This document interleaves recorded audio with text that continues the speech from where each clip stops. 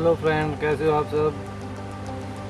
Rinku mobile channel में आपका स्वागत है। आज मैं आपके पास ये ओप्पो का मोबाइल लेके आया हूँ जिसकी चार्जिंग जैक ख़राब है। इसके हम पत्ते से चार्जिंग जैक उतार के पत्ते पे लगाएंगे, तो बने रहिए वीडियो में।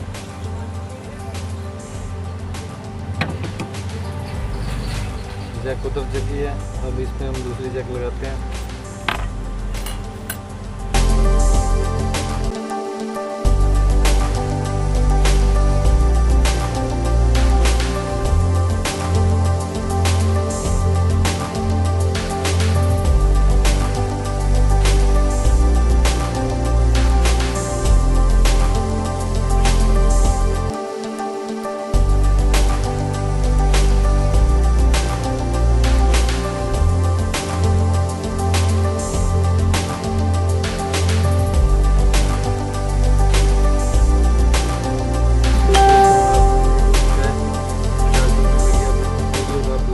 शेयर करना और हमारे चैनल को सब्सक्राइब करना।